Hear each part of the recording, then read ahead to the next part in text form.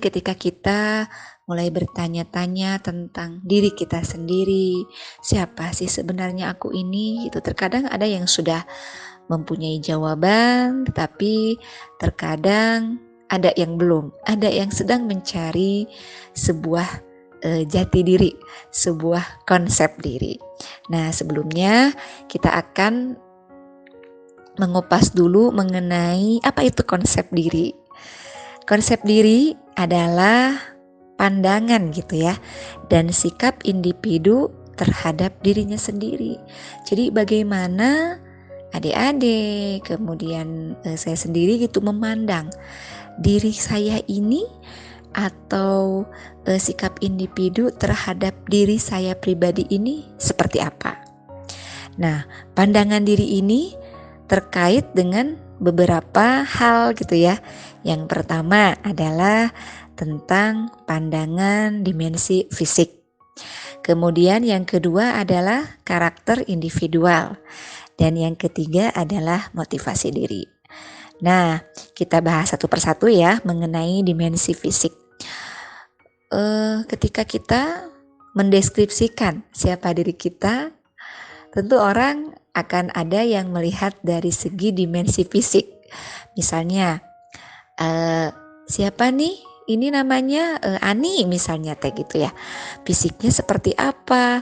Misalnya berjilbab, kemudian orangnya ramah, kemudian kalau misalnya bertemu dengan siapapun selalu tersenyum, kemudian tinggi, kemudian berkulit sawo matang, dan lain sebagainya yang bisa tampak dari luar gitu mengenai fisik kita.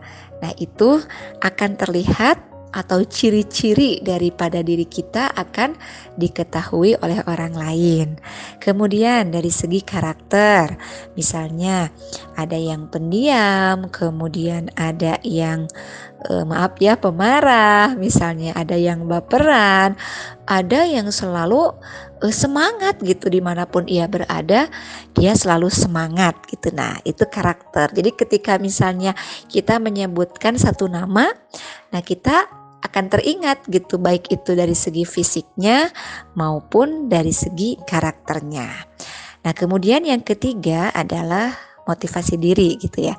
Jadi ketika dimensi fisik, kemudian karakter individual ada terbangun dalam diri kita. Nah, setiap orang itu juga harus memiliki sebuah motivasi diri. Nah, ini pasti berbeda-beda.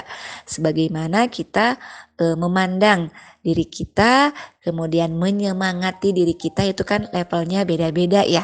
Jadi motivasi diri ini berbeda-beda gitu tiap orang.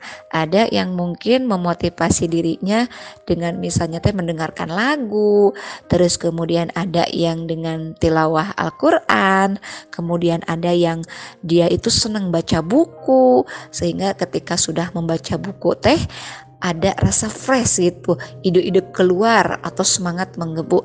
Ada juga yang hanya dengan melihat film atau misalnya membaca novel, nah motivasinya muncul gitu. Ada yang harus healing dulu gitu ya, jalan-jalan gitu, melihat alam, atau misalnya harus bertemu dengan banyak orang, keramaian, ada yang ikut kajian-kajian gitu ya. Terus kemudian ada juga yang dengan menulis gitu, dengan dalam diamnya dia menulis, membuat rangkaian kalimat yang ketika dia tumpahkan justru mengeluarkan sesuatu yang membuat dia menjadi termotivasi gitu ya. Jadi konsep diri ini dibangun dari 3 aspek gitu. Yang pertama aspek fisik, kemudian aspek karakter, dan yang ketiga adalah aspek motivasi. Nah, kemudian pandangan diri ini tidak hanya meliputi juga kekuatan-kekuatan individual gitu ya, tetapi harus diketahui juga kelemahan yang ada pada diri kita, bahkan juga tentang kegagalan dalam hidupnya gitu. Jadi konsep diri ini terbentuk gitu ya, tidak hanya meliputi kekuatan yang ada pada diri kita, tetapi kelemahan, kegagalan, nah itu akan membangun sebuah konsep pada diri kita sehingga melahirkan sebuah pandangan diri kita gitu ya. Jadi yang pertama kita mengetahui nih kekuatan-kekuatan kita tuh apa. Misalnya ada kekuatannya dari pikiran, kemudian dari ruhiyah, dari hati, ada yang juga kekuatan-kekuatannya itu dari fisik. Nah, seperti itu. Kemudian kita juga mulai mengetahui apa sih kelemahan diri kita gitu ya. Selain kita mengetahui kekuatan ataupun kelebihan, kita juga harus mengetahui kelemahan-kelemahan. Nah, biasa misalnya kita rinci lah ditulis gitu ya. Kita kelebihannya apa nih, kemudian kelemahannya apa nih. Nah, ketika kekuatan dan kelemahan itu seiring dengan perjalanan kehidupan gitu ya, tentu akan ada sebuah kegagalan-kegagalan ataupun juga pencapaian-pencapaian yang sudah kita raih gitu. Nah, dari tiga ini gitu ya, dari yang pertama kekuatan, kemudian kelemahan dan kegagalan pada diri kita. Nah, ini yang akan menentukan pandangan diri kita seperti apa. Setelah kita mengetahui konsep diri kita seperti apa gitu ya, tentu setiap orang ingin selalu menjadi dirinya yang lebih baik gitu ya. Jadi konsep diri yang ingin ditanamkan pada pertanyaan siapakah aku? Nah, tentu kan semua orang berpikir bahwa aku ini ingin menjadi orang yang lebih baik. Aku ini ingin menjadi orang yang bisa bermanfaat untuk orang lain. Aku ini ingin menjadi seseorang yang bisa menciptakan sesuatu gitu ya. Jadi dari sebuah pertanyaan siapakah aku yang mengerucut pada sebuah konsep diri, tentu hal yang wajar ketika setiap orang ingin membranding diri atau ingin menanamkan pada diri bahwa hanya hal-hal yang baiklah, hanya hal-hal positiflah yang ingin dibangun pada dirinya gitu. Jarang, bahkan mungkin tidak ada gitu ya yang ingin melabeli dirinya menjadi hal-hal yang tidak baik gitu. Kecuali mungkin ada hal-hal yang terjadi pada dirinya sehingga dia ingin melabeli atau melabeli dirinya itu dengan hal-hal yang negatif. Nah, itu mungkin akan dibahas di sesi selanjutnya gitu ya. Kita sekarang lebih mengupas dulu ketika ingin mengetahui siapa aku gitu ya. Kemudian mengetahui konsep diri, tentu banyak atau ingin menerapkan nilai-nilai kebaikan gitu pada diri kita atau ingin membranding kita menjadi orang yang lebih baik gitu ya. Nah, di antara penerapan hal tersebut gitu ya, ada beberapa ciri konsep diri yang positif itu. Bagaimana konsep diri yang harus kita tanamkan supaya kita bisa lebih menjadi pribadi yang positif. Yang pertama adalah kita harus lebih optimis gitu ya. Nah, dalam menghadapi hidup tentu bagaikan sebuah roller coaster gitu ya. Kadang kita ada di bawah, kadang kita ada di atas. Kadang kita menemukan, kalau di jalan itu kita menemukan kalau Sundanya mah ada tanjakan. Kita juga menemukan pudunan gitu ya, seperti itu. Nah, bagaimana kita bisa menyikapi hal-hal tersebut dengan sikap lebih optimis? Ketika kita ada di bawah, apakah kita down? Wajar. Ketika ada perasaan down gitu ya, wajar. Ketika kita menghalau atau menghadapi hal-hal di luar ekspektasi kita, di luar keinginan kita. Nah, wajar kita ada perasaan down gitu. Tapi bagaimana kita bisa meredam down itu, mengikis, meminimalisir sehingga naik satu persatu atau membangun diri kita untuk bisa menjadi lebih optimis dalam kegagalan-kegagalan yang sudah kita alami. Kemudian yang kedua adalah menunjukkan rasa penuh percaya diri. Nah, ini juga penting dibangun. Dalam menemukan siapakah aku gitu ya. kita harus menanamkan rasa percaya diri pada diri kita. Bagaimana cara menemukan rasa percaya diri pada diri kita?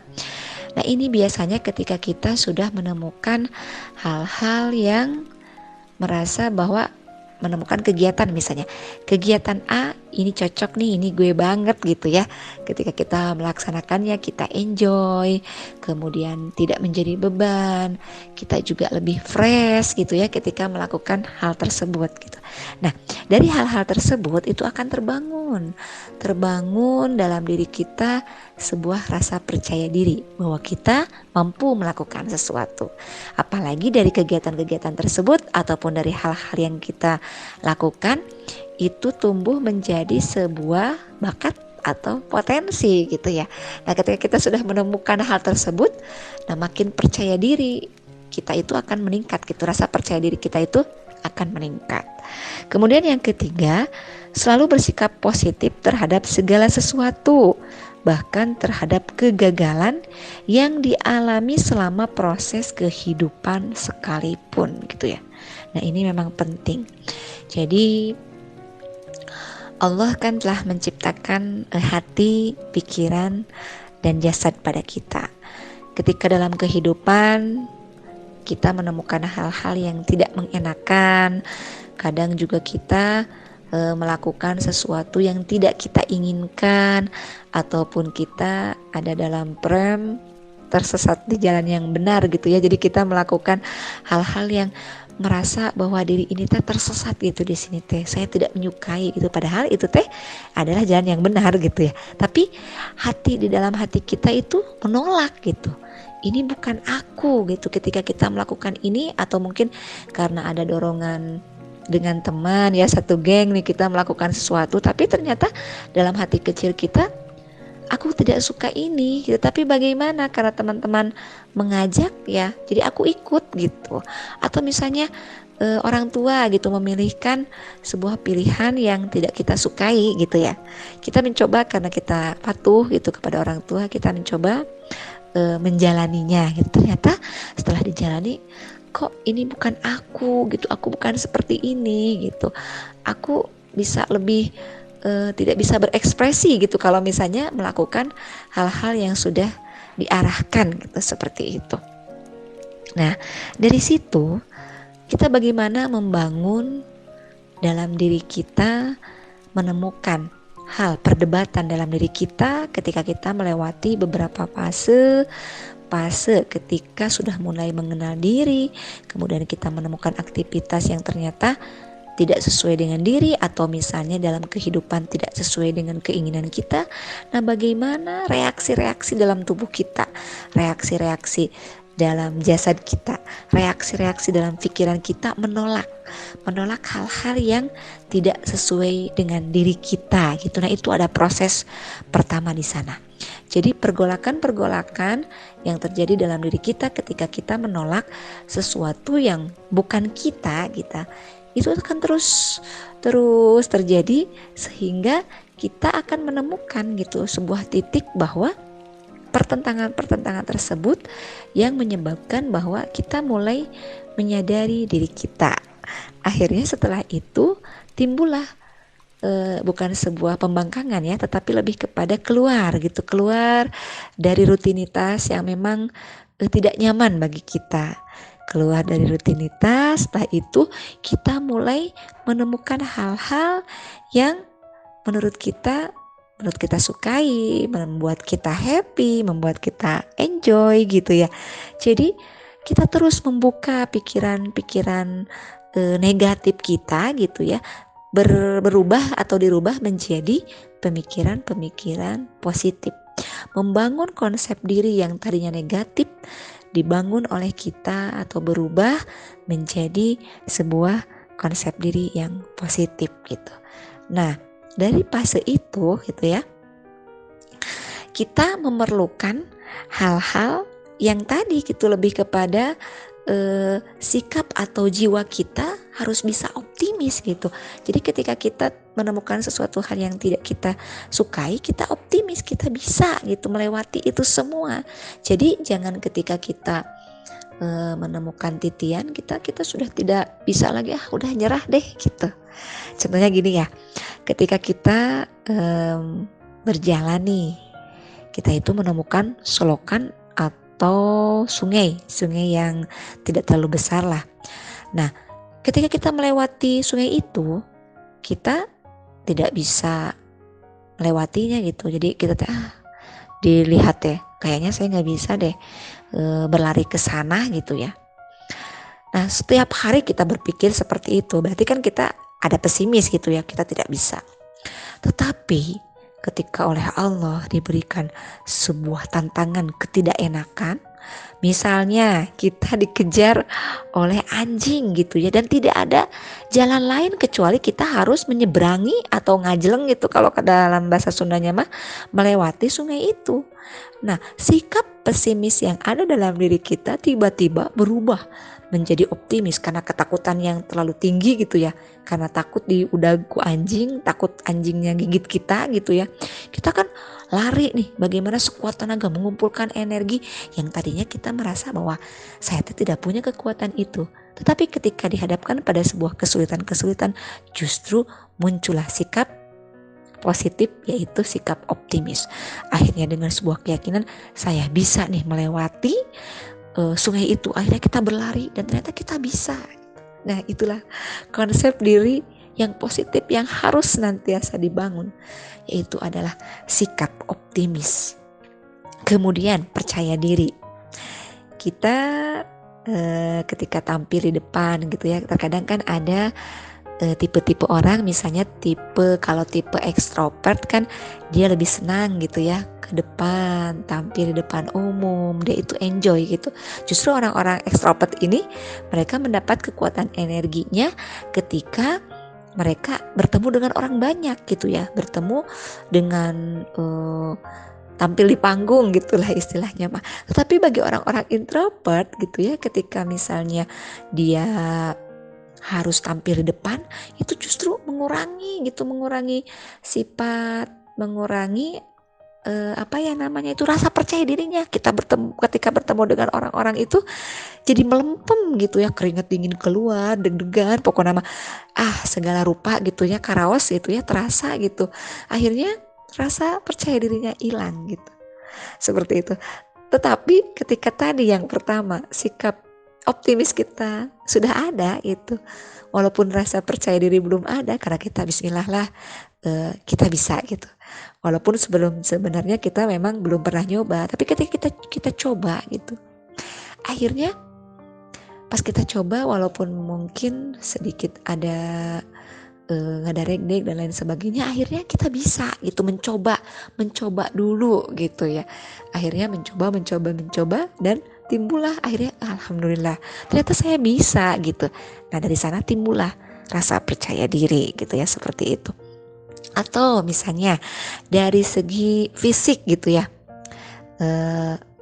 saya juga pernah dulu ketika masa-masa remaja kan ada sebenarnya bukan kekurangan sih ya kalau misalnya dilihat, tetapi karena saya sering diejek gitu, karena bentuk gigi saya yang istilahnya teh tidak rapi gitu ya, banyak gigi taringnya gitu, jadi tidak beraturan lah waktu itu. Saya sering diejek gitu. Akhirnya saya jadi malas untuk tersenyum karena malu. Setiap tersenyum itu selalu ditutup gitu mulutnya teh. Udah malu gitu ya, karena itu ledekannya betul-betul membuat down pokoknya. Tapi lama-lama gitu ya, ketika merenung, kenapa saya jadi seperti ini gitu, jadi malu kemana-mana teh, ketika mau tertawa malu, ketika mau bergaul malu, karena ejekan-ejekan dari teman-teman. Akhirnya kan diri teh merenung gitu ya, mengevaluasi diri, bagaimana nih saya teh tidak bisa terus-terusan seperti ini gitu.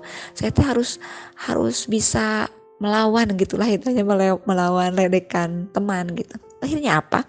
Akhirnya saya pun mulai bisa menerima gitu, bahwa ketika fisik saya seperti ini, gigi saya seperti ini yang selalu jadikan ledekan oleh teman-teman, ya saya harus bisa menunjukkan gitu bahwa saya pede dengan seperti ini gitu. Akhirnya ketika keluar, saya mencoba tersenyum dan menghalau ledekan-ledekan yang diberikan oleh teman-teman. Hari pertama mungkin akan ada sedikit pergolakan gitu ya. Ketika kita mulai mencoba tersenyum, tetap percaya dirinya tidak ada. Tapi ketika hari kedua, hari ketiga, dan hari selanjutnya kita mencoba, ternyata lama-lama rasa pede itu jadi terbangun gitu. Jadi ketika kita sudah mulai menerima diri, kondisi fisik kita seperti ini, alhamdulillah gitu. Jadi percaya diri bisa tumbuh. Jadi kita tidak terlalu memikirkan apa-apa yang orang lain katakan gitu ya. Jadi pertama kita sudah optimis, kemudian rasa percaya diri pun tumbuh gitu. Akhirnya kita tidak terlalu memperhatikan apa-apa yang menjadi perkataan orang. Ya inilah saya gitu. Jadi ketika misalnya orang mau meledek, mau apapun gitu, kalau kitanya memang tidak punya salah, terus kita juga apa yang salah gitu dengan fisik seperti ini gitu ya, kita tetap semangat, tetap maju gitu ya. Nah kemudian sikap positif ini memang akan berpengaruh gitu secara tanpa atau tidak sadar gitu ya. Jadi ketika kita pikiran kita banyak dimasuki oleh hal-hal negatif gitu ya, itu betul sekali itu tanpa sadar masuk ke mindset kita. Hal-hal negatif itu masuk ke pikiran, langsung ke hati, langsung ke anggota badan. Itu seperti sebuah sistem saraf gitu ya. Jadi perkataan dari luar masuk, dari mata, telinga gitu masuk. Itu kalau kita masukin semua gitu ya, hal-hal yang negatif itu udah akan mendownkan sistem dalam tubuh kita, termasuk sistem imunitas kita. Tetapi ketika hal-hal positif yang kita masukkan dalam diri kita, nah itu juga akan berpengaruh terhadap diri kita menjadi lebih baik gitu ya. Jadi konsep diri ini bagaimana akan dibangun oleh diri kita, itu bagaimana kita memasukkan hal-hal positif pada diri kita. Kemudian dalam membangun konsep diri itu tidak langsung serta-merta jadi gitu ya.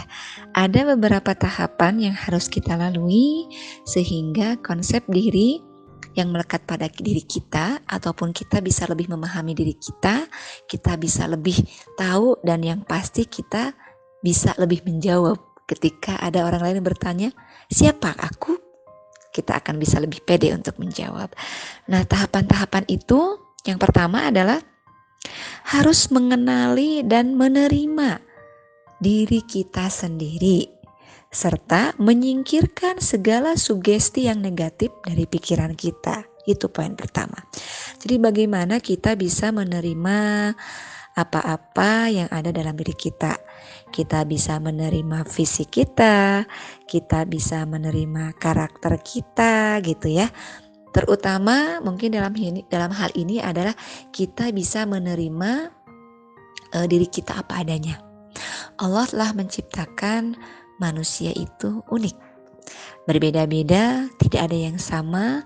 Coba kita perhatikan, sidik jari satu orang saja itu tidak sama dengan satu orang yang lainnya gitu. Ada berjuta-juta, berpuluh juta, bermiliar-miliar penduduk di dunia. Ketika dites sidik jarinya, insya Allah tidak akan ada yang sama. Berarti apa? Berarti identitas diri itu tidak ada yang sama.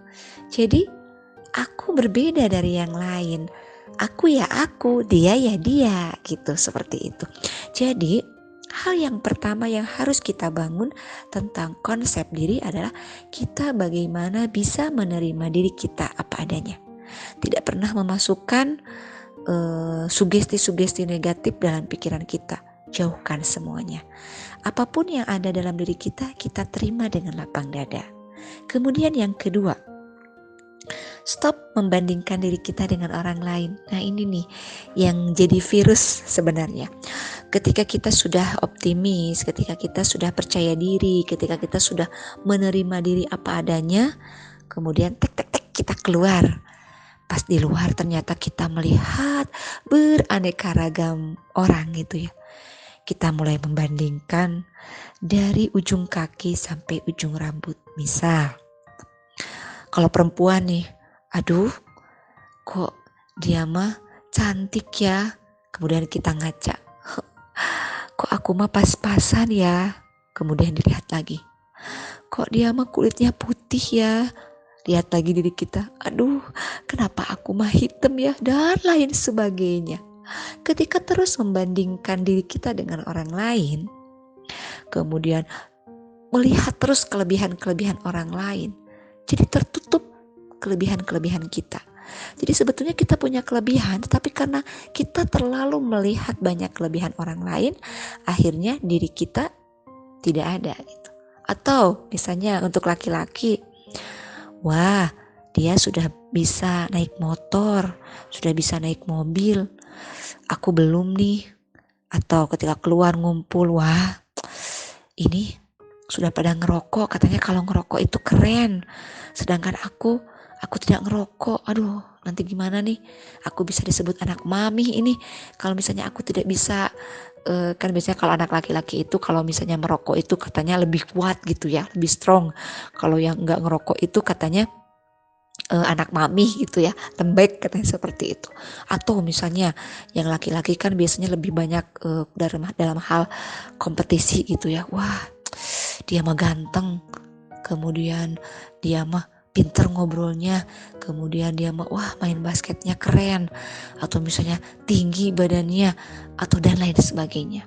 Nah sama membandingkan gitu. Ketika kita terus banyak melihat ke atas gitu ya, ke atas tanpa melihat ke bawah, kita jadi akan lupa diri, lupa pada diri kita sendiri. Bahwa kita juga punya kelebihan. Tetapi karena kita terlalu sering melihat kelebihan orang lain, sehingga kelebihan-kelebihan kita tertutup.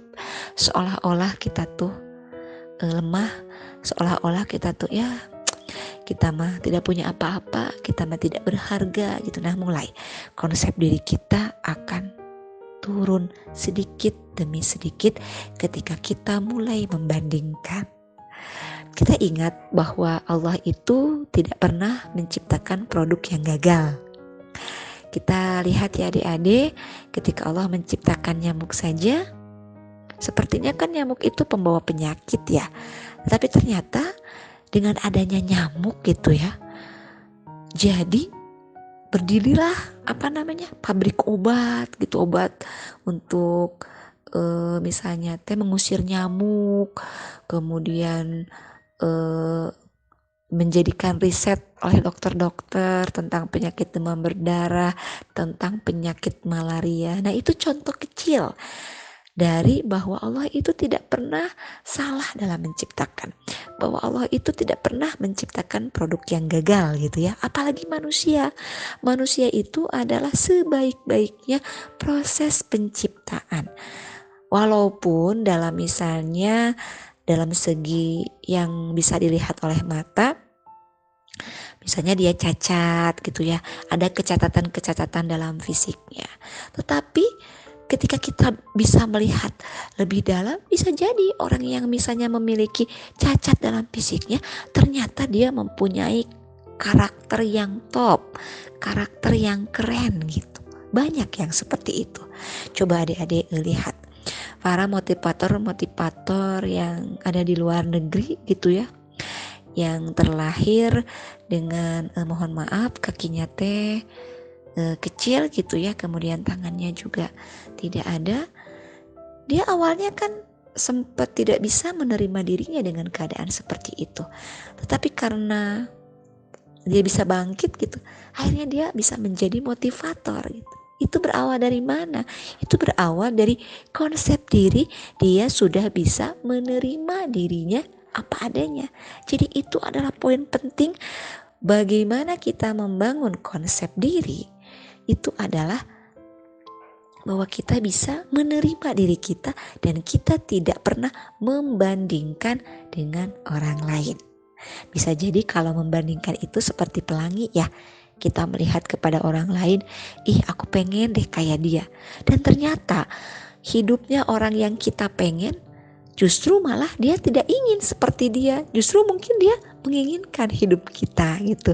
Jadi dalam kehidupan itu seperti pelangi lah, terlihat indah gitu ya kalau di luar, tapi ketika kita samperin gitu ya ternyata pelangi itu tidak ada gitu, itu hanya pembiasan saja gitu. Jadi kita pun seperti itu, hanya melihat, pengen, ternyata justru kehidupan kita gitu yang diinginkan oleh orang lain, seperti itu. Kemudian yang ketiga adalah belajar bersyukur. Ketika kita sudah bisa menerima diri kita, tidak membanding-bandingkan dengan orang lain, kita pun harus meningkatkan syukur kita kepada Allah. Kita yakin bahwa tidak semata-mata kita dilahirkan dalam keluarga A dengan orang tua A dan B.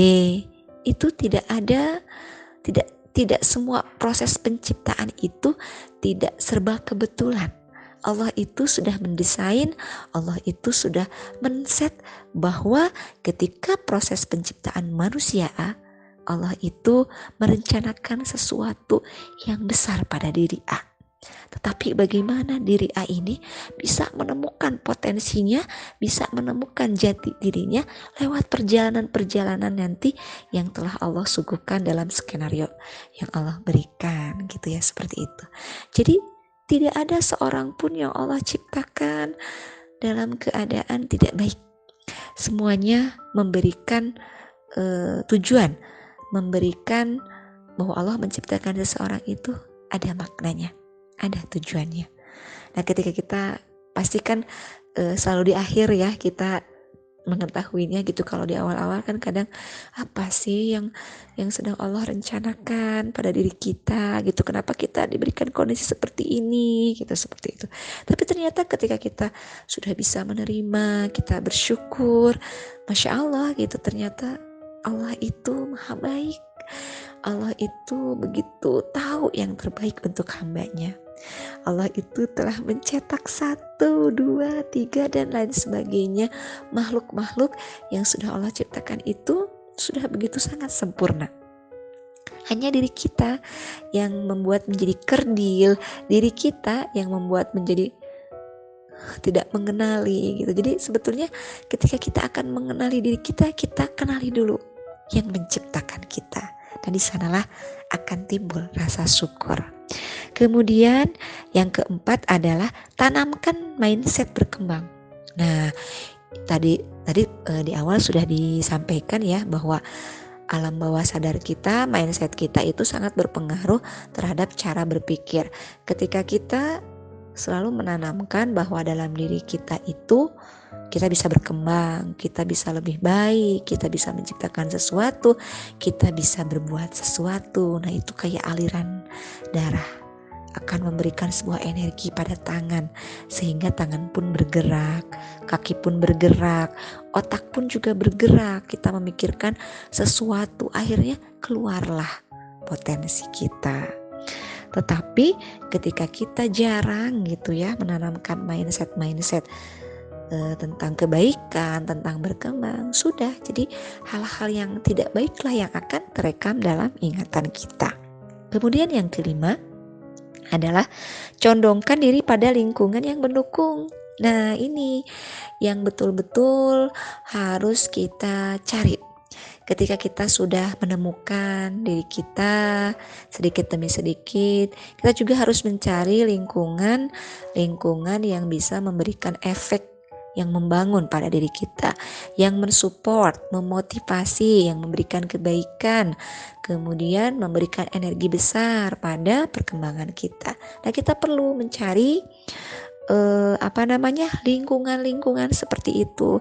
Misalnya adik-adik senang berolahraga, basket, bulu tangkis, berenang misalnya ya. Kalau kita tidak mencari lingkungannya, nah itu tidak akan keluar gitu ya. Potensi kita tidak akan keluar. Kita juga tidak akan mengetahui bahwa benar gak sih aku teh bisa dari segi misalnya berenang gitu. Kalau kita tidak mencoba, kalau kita tidak masuk ke wilayah atau ke lingkungan tersebut, kita tidak akan tahu.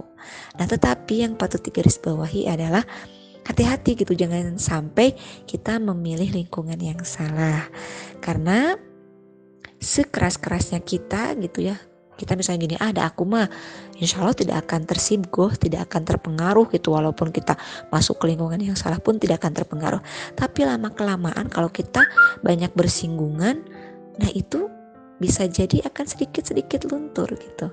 Tapi ketika kita sudah kuat konsep dirinya, kemudian kita juga memilih lingkungan-lingkungan yang mendorong kepada konsep diri kita, kepada potensi kita, insya Allah itu akan lebih mengembangkan kita, kemudian menguatkan konsep diri kita, mengembangkan jati diri kita, sehingga kita bisa menjadi pribadi yang lebih baik, kita bisa menjadi lebih mengetahui potensi-potensi kita yang mana nih yang harus terus diasah. Selanjutnya, untuk poin 6 adalah ubah penampilan menjadi lebih menarik. Nah, mungkin kalau ini bukan lebih kepada mengubah ya, tapi bukan mengubah fisik maksudnya, tetapi lebih kepada karakter dalam diri kita. Jadi ketika kita misalnya tadinya jarang tersenyumlah gitu, tapi hati-hati ya, tekenging senyum di mana saja gitu ya. Jadi orang lain juga bahkan kalah jadi takut kalau kita senyum di mana aja. Nah, mengubah tampilan lebih kepada karakter yang lebih baik. Nah, ini juga akan merubah pada diri kita menjadi lebih baik.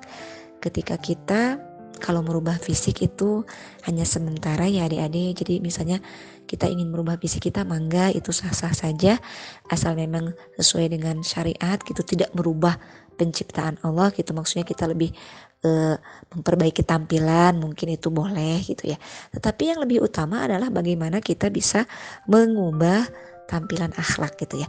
Karena hal itu yang akan lebih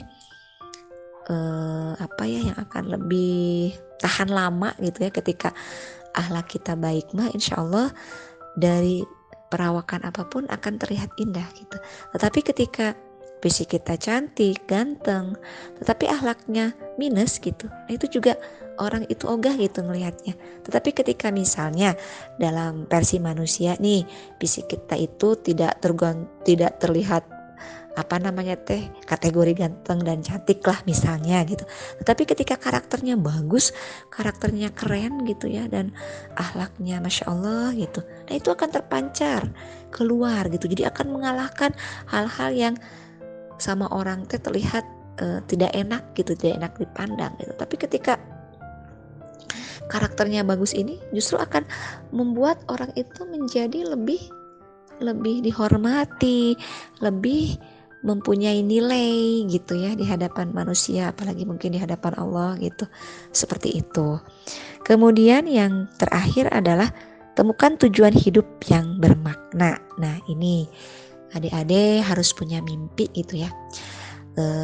Pernah teringat sebuah tulisan gitu ya, gini, yang bunyinya, tulislah mimpi-mimpimu setinggi langit, apa yang ingin kamu capai tulislah dengan pensil harapan, dan serahkan penghapusnya hanya kepada Allah. Biarlah Allah menghapus bagian-bagian yang keliru dalam hidup kita. Nah, jadi dari kalimat itu ada sebuah perenungan yang sangat-sangat mendalam.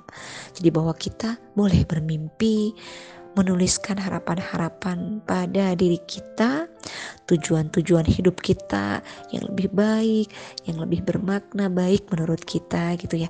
Tetapi jangan lupa bahwa Allah mengetahui yang lebih terbaik untuk hidup kita. Makanya kenapa penghapusnya diserahkan kepada Allah. Jadi biar Allah menghapus hal-hal yang sebenarnya itu baik, tapi ternyata tidak cocok gitu untuk hidup kita. Nah, seperti itu. Insya Allah ketika kita sudah bisa menerima, kemudian tidak pernah membandingkan diri kita dengan orang lain, kemudian kita senantiasa meningkatkan syukur, menambahkan mindset berkembang yang lebih baik, kemudian kita mencari lingkungan yang lebih baik juga, kemudian kita senantiasa merubah akhlak kita menjadi lebih baik, dan kita sudah menemukan tujuan hidup kita.